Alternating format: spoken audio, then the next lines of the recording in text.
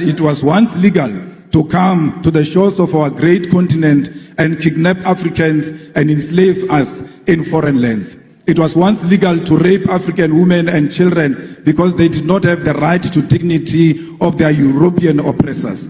It was once legal to take our land and our minerals because, according to the law of the white man, we were not civilized enough to control our own land and our own wealth. In South Africa, our freedom, our oppression, our resistance, all had law at the center of it. Under apartheid, it was legal to restrict the movement of Africans to labor reserves called townships and to teach us inferior education so that we could only be servants of white masters. All of those problems were legal, and it took brave men and women to say that if the oppression of Africans is lawful, then such a law is unjust and must be opposed. And leaders in the profession, all protocols duly observed. My job here today is very simple and also very hard at the same time. Simple because I've been saddled with the responsibility of introducing a man, a Pan-Africanist, a true son of Africa that I can resonate with. I resonate with his ideology, but very difficult at the same time because I've been given less than 2 minutes to make such an introduction. So indeed, it is a Herculean task. Here before us today at the annual general conference is a man, a true son of Africa, a Pan-Africanist, a shining light of resistance, whose exploits at promoting transparency, constitutionalism, accountability, and rule of law are too numerous to mention. He continues to fight against inequality, corruption, oppression in South Africa. His loud voice of reason continues to echo across the continent. He continually agitates for South Africans to see Africans as their brothers and not their enemies. He is a powerful voice, not only in South Africa, but on the continent and globally. Julius Malema is our keynote speaker for the annual conference, and he brings his wealth of experience as a resistance and a movement leader in South Africa. He was the former president of the ANC Youth League, and he is the current president of the Economic Freedom Fighters in South Africa, a movement and a political party that resists oppression and corruption and continues to challenge unconstitutionalism in South Africa. His sacrifices in South Africa and the continent has come at great cost of arrest, persecution, and intimidation, but Julius Malema continues to stand tall. Join me as I welcome this true son of Africa, this Pan-Africanist, and a man for all seasons, Julius Malema.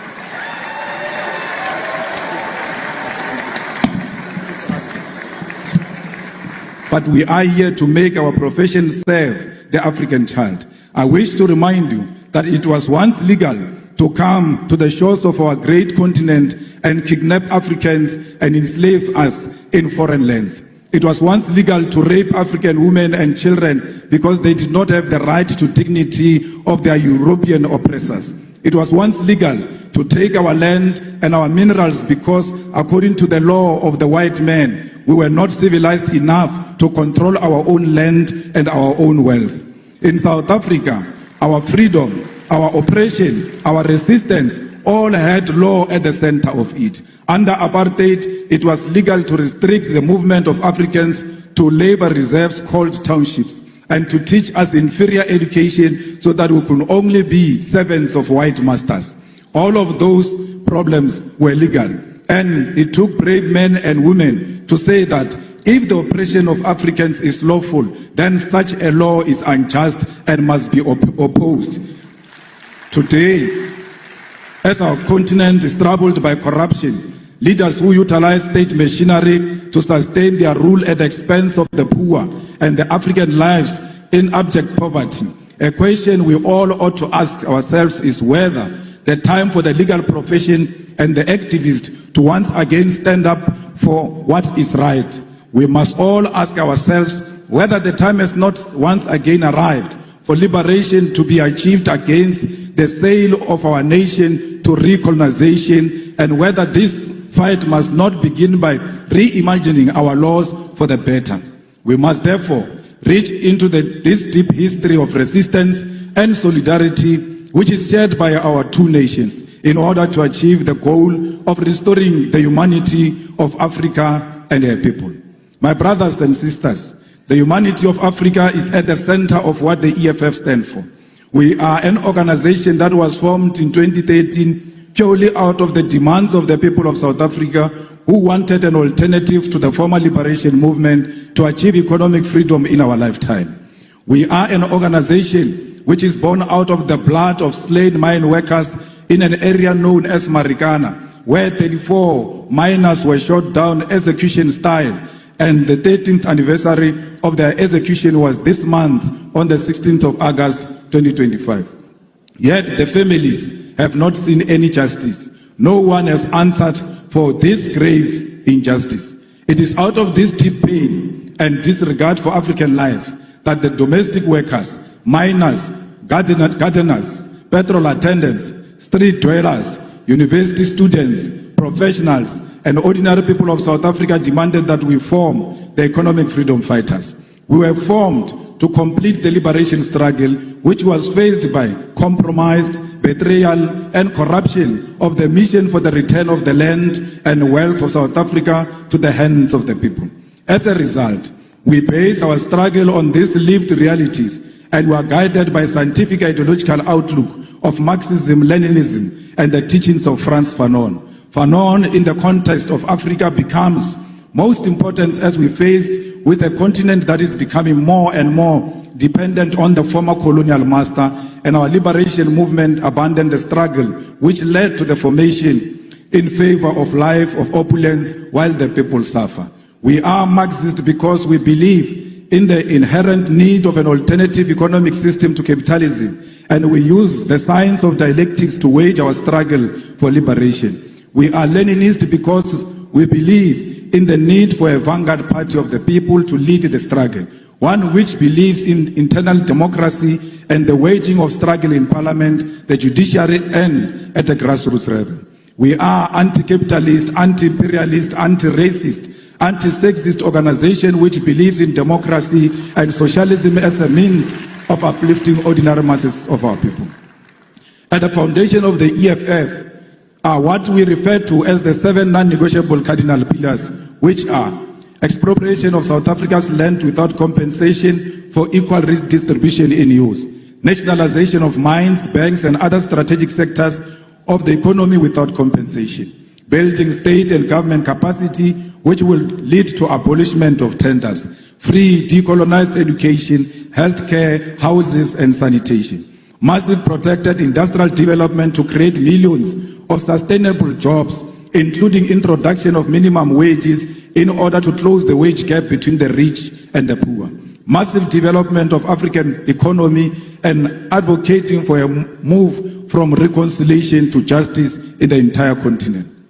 Open, accountable, corrupt-free government, and society without fear of victimization by state agencies. These are briefly the guiding principles which make us, as the EFF, a revolutionary movement.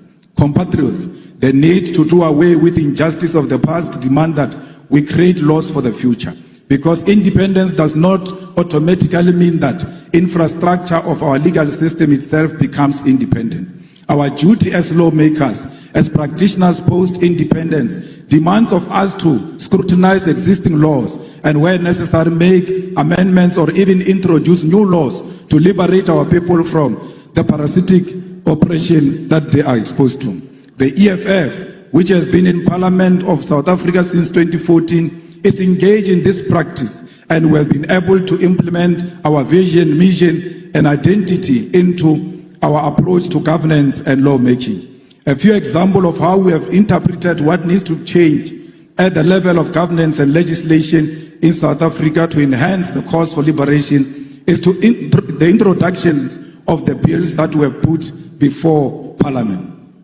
The nationalization of the Reserve Bank Bill, which seeks to place full control of South Africa's Reserve Bank, particularly monetary policy, in the hands of the state. Further to this bill introduced by the EFF in Parliament seeks to broaden the mandate of the Reserve Bank in South Africa, which currently has private shareholding, towards alleviating unemployment and capping economic stagnation, which is due to the Reserve Bank conservative and financial sector-orientated policy outlook. The Public Finance Management Amendment Bill will in South Africa deal with the problem facing the whole continent, and that is the unregulated borrowing of the money by our government from the World Bank and the International Monetary Fund.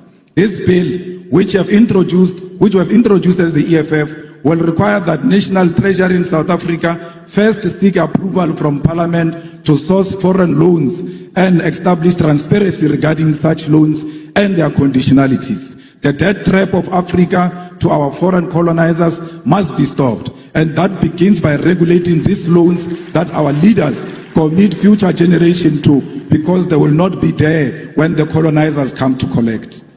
The Student Debt Cancellation Bill is a piece of legislation introduced by the EFF to ease the debt burden of young students who cannot access their qualification, seek employment using their qualification, or pursue postgraduate studies because their qualifications are withheld due to debt. Student debt is an obstacle to the youth who have no source of income because they cannot access their degrees, and equally cannot generate a source of income because they cannot prove that they are qualified due to their qualification being withheld. The need to unlock this qualification possesses a major opportunity to grow our expertise in our country and promote education to be at the center of our developmental objective. Insourcing Bill seeks to do away with the exploitation of labor brokers and consultancy firms which are draining the public finance of government in South Africa. In our country, the most basic of service which ought to be conducted through internal capacity are done on contractual basis and at inflated prices. The policy of outsourcing is at the center of corruption as politicians establish companies to provide services such as cleaning, security services, accounting services, maintenance services, and many more to government